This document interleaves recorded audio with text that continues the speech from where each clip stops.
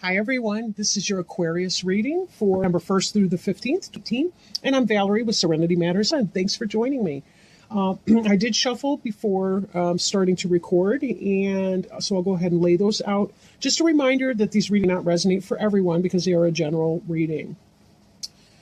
So covering you is the Lover's card, crossing you is the Fool card, crowning you, the Blasted Oak, beneath you is the Fulfillment card, Three of Wands. Behind you is Two of Cups. Before you is the Eight of Arrows. This card for you is the Eight of Cups. Environment is Wheel of Fortune. The Hopes and Fears card is the Ace of Wands. And the Three of Arrows is the final outcome card. Okay.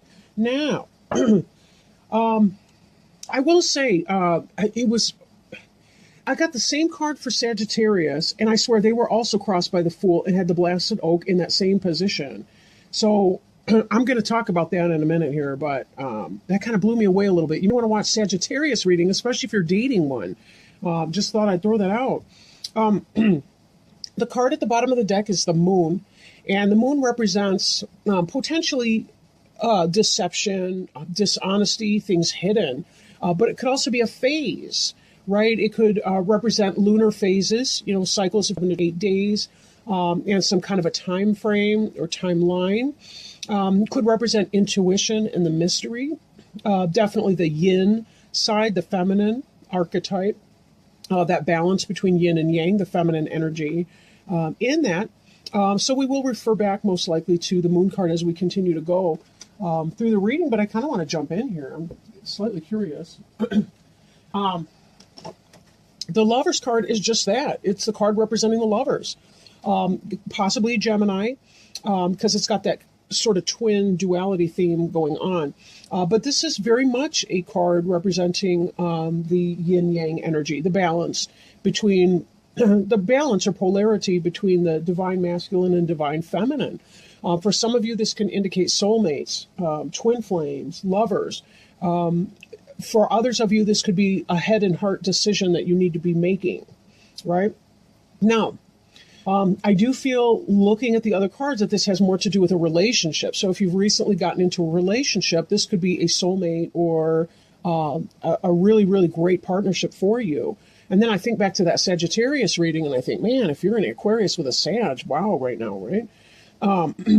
Now, crossing you is the Fool energy. And the Fool, for some, they think, well, it's about foolishness. But for a lot, it has more to do with, at least on the spiritual journey, it has to do with taking that blind leap of faith, right? Setting down your baggage, right? Putting your baggage behind you and going ahead, spreading your wings and taking off on this brand new adventure, leaping forward with faith and trust that there will be something there to catch you. And very definitely the butterflies and metamorphosis symbol, right? Change, growth. Moving from an uglier phase of life into a more positive, developed phase. So in terms of love, this is really about trusting, in that partner of yours, trusting that this relationship is good for you and positive. Now, crowning you is Blasted Oak. And I think for some of you, because of this position, this is what come to pass or what's kind of on your mind really in that moment, the Blasted Oak. And that has to do with things that we build with our ego that are not based in, I want to say reality, but ego trip is reality too. I'm sorry to say it. But I think sometimes we build things that are more monuments to what we desire to have, and it may not be in our best interest. For example, we see somebody that we like and we say, well, I wish that, so-and-so would fall in love with me. Do you really? Would it be better to pray for a positive mate for yourself and not name names, but allow the universe to find a great match for you? Because you not know enough information about that person to really, to know whether or not that would actually be a good idea for you. So Blasted Oak has to do with that. We kind of get our ego behind something. We care less about everyone's happiness and more about winning. We care about nurturing our ego. We put false pride into things. So this is still in a mental space. It may not come to pass. It could just be a mental position that you'd be occupying.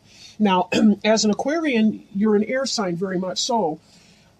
We just kind of want to be, super duper careful with that. Now, the tower is associated with Mars, the planet Mars, and Aries, potentially. So just so you're aware of that, it could possibly be an Aries that you have your mind on. But not necessarily, right? Not necessarily. At any rate, beneath you, we see the Three of Wands, which is fulfillment. Three of Wands is about healing for some of you who have been in that type of a health situation. It's been improving, it seems. This is somebody who's waiting for their ships to come in. They are out there. They are loaded up with inventory, what have you, but this is about manifesting. This is about taking your passion and manifesting it in the material world. And you are waiting for those ships to come in, and you have experienced a great deal of growth along this process. Taken with the Lovers, the Fool card, and so forth, this really does seem to me that there's a lot of healing that can be had in your relationship with one another. And we see the snakes up the pole, which is a symbol of healing. We see it in the medical profession quite frequently. We also see that we have something like a maypole up here, again with the winding up a pole that is similar to the I want to say caduceus, I don't know if I'm saying that right, that we see in the healing arts. There is healing to be had in our sexual relationships with our divine partner or divinely provided partner. So that's definitely a part of that. I'm thinking Sexual Healing by Marvin Gaye, but you get what I mean, right? We're hopefully adults here. In the past, if you're not, you're probably mature anyway for your age. So, but anyhow, we have here the Two of Cups attraction. This is soulmate energy right here. The Two of Cups is divinely inspired. We have we have a couple beasts right here that are intriguing nonetheless, but we do have spiritual divine support helping us in manifesting this relationship. And these for sure. Now, this reading goes from right to left and not the other way around. So this is how it all begins. But look at the mirror that they are for each other, the heart in the middle. We have these two figures that are facing, that have their hands placed like that. It's a hand fasting, right? Which is an ancient ceremony of marriage. Typically, a hand fasting lasted approximately 9 years, and then the couple had the opportunity to renew if they chose to do that. This deck is, from a pre-Celtic tradition, a shamanic tradition. And we see here this knowing. This is like an eye image here. We see stars. We see hope and guidance, right? We see a flame here between these two cups. We see the flame here in the feminine, the divine feminine aspect. So this is very much a powerful thing. If you've had that attraction to that person, this is about developing that attraction and finding the balance between the polarity of the two of you, and taking that blind leap of faith in that relationship. So good for you. Now, that having been said, just a spoiler alert here. So before us, we have the Eight of Arrows, which is the struggle card, right? And we saw this blasted oak energy up here that we don't know if that'll come to pass. That could be mental energy. The Eight of Arrows is definitely mental energy. The Eight of Arrows is anxiety, struggle, difficulty, but less from internal and more from personal, internal energy. You're worrying, right? Sometimes Aquarians can get to the place where they're worrying if they don't check that, right? They think too much about certain things, and it can make them uncomfortable, right? These signs here taken together tell me that it is right to do the leap of faith, that this is a real soulmate relationship, that this is provided for you in a super positive way. This here, this Fool card, I think it almost seems like you should be taking the leap of faith with this person and taking a chance on love here. But for some of you, you fear being foolish or being made a fool of. And that's really not the energy of these cards. These are very powerful here with the soulmate relationship. Again, maybe not for everybody. Maybe some of you are doing something foolish with a person. But for most of you, I really do feel like something positive is happening or going to come in that way. This card here's about rebirth, right? This is about letting go. This is about discovery. This is about fun and joy. letting go of your past that has hurt you before, and being able to celebrate your present and your present moment with your new lover, right? Who's also your soulmate and your friend and your companion and your helpmate, and being able to let go of the past. These are old bones in here. What can we do with old bones? Well, you know what? Let's make a bitch and stew, right? Let's eat some stew. And we look at all of this here, and it's like, we have abundance and then some. Now, Sheila Nagig has to do with the birth, rebirth, life and death. This symbol here is about the transition from birth or from the womb into life, being born into new life. And that's highly symbolic here. And it's that kind of an idea. This relationship for you can be a rebirth of sorts. As you are born again into this is what it's really like to be with somebody who's trustworthy and safe, who's not doing things and being some kind of way behind your back and all the rest of it, right? So there's that. That card represents you.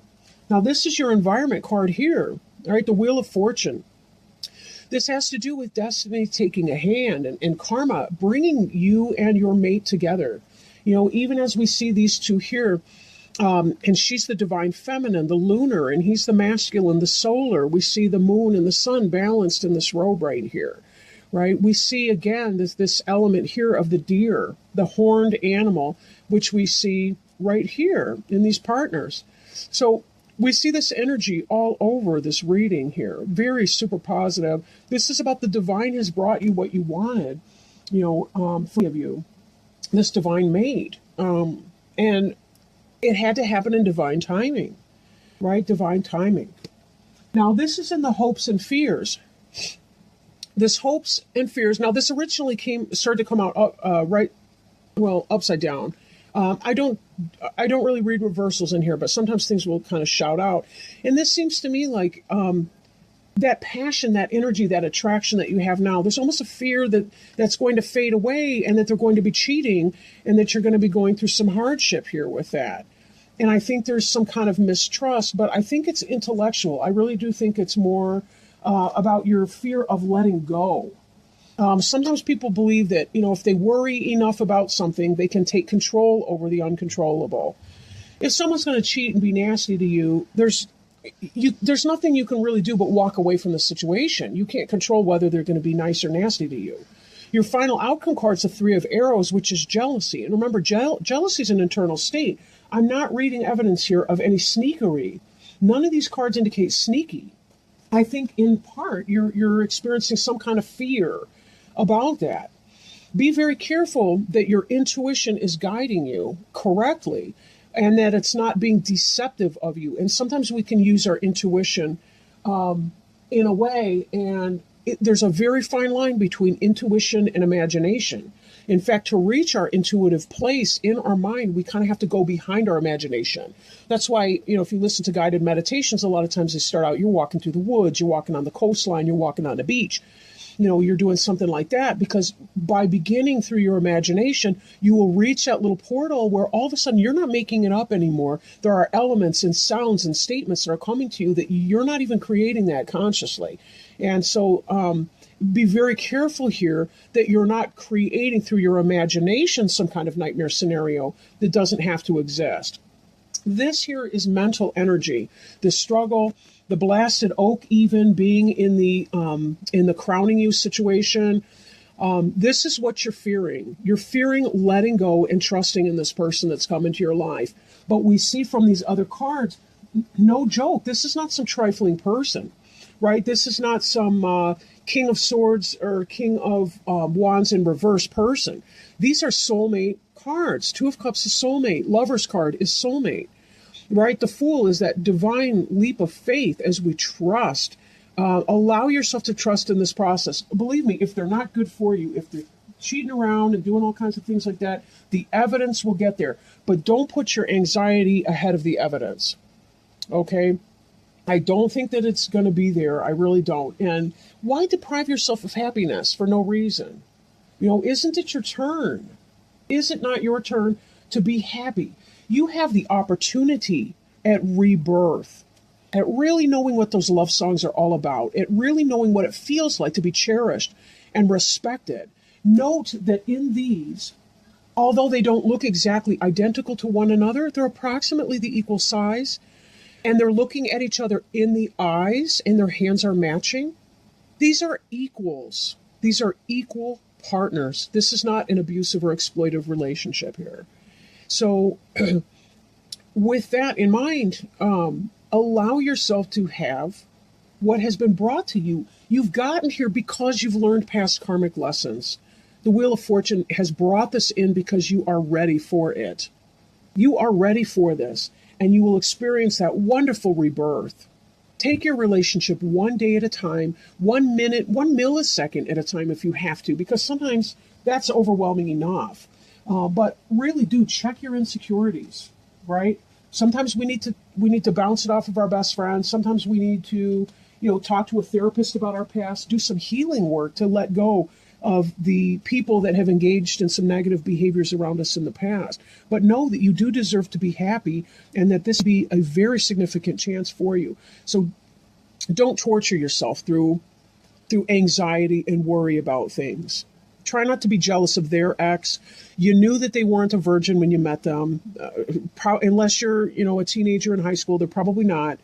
And, so when you really think about that, how much energy do you want to put into worrying about their ex or their baby mama or their, the father of their children, or, any of that kind of stuff, their ex, who may still be somewhat in the picture, maybe they're sharing a dog or, whatever the case be. Just let go of all of that and allow yourself to have some peace of mind and some fun, because you really do deserve it. You guys work very, very hard, you Aquarians. Lots of respect to you. Now, what I'm doing off camera here is I'm shuffling our angel tarot cards and asking our angel friends if they can possibly provide us with some sort of a message for Aquarius and cross watchers, of course, for the sign of, for Aquarians and cross watchers for November 1st through the 15th of June.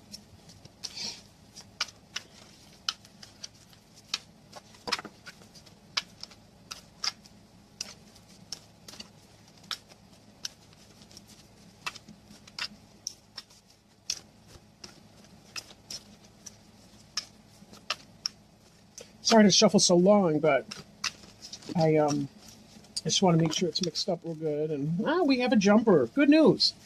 All right, the Emperor. Ooh, this could be your divine masculine here that we were just looking at in that beautiful Lovers card here. Thank you, angels. The card that we have here's the Emperor, Archangel Michael. Organization and logic, structure and discipline, and leadership. I apologize about the glare here. I'm trying to make that go away. And so I'll read to you from the book. It's important to cultivate logic, discipline, and order right now. This card signifies that although your dreams are valid and sound, they still need guidelines and organization so they can manifest properly. Create a detailed plan for how you'll proceed and maintain kind but authoritative control over how that plan is implemented. And I have to say that, oops, sorry, I bumped the tripod here. That first part made me think of our moon card here, that perhaps we need to balance intuition and insight with the order and the logic. And again, that's that idea of the balance between the masculine and the feminine, because the masculine is symbolic of the order and the logic, and the mystery and the chaos and the feminine and the intuitive is represented by the feminine or the yin, right? So that just came to mind. So back to the book. Thank you, angels, for helping us here. Feel empowered to take a leadership role in your career and any projects you're working on. Structure and order are your friends as you move from the preparation stage into the execution of your plans. Believe in your ability to be a positive and diplomatic leader. Get organized so that you can be more effective. Additional meanings of this card are the desire to be a success, stability, making wise choices, security, government agencies, law enforcement, the respect of others, and fatherhood. Archangel Michael is the angel of strength and protection who oversees everyone's life purpose. Call upon Michael for courage and strength as you make important and necessary life changes. He can also help you focus your logical mind and left brain talents upon your projects. So excellent, excellent news. So thank you so much for joining us today. I really do appreciate your time. If you feel inspired to do so, please like, share, comment, or subscribe to the channel. And I will get back with you mid-15. Thank you, everybody. Talk to you soon. Love ya. Bye.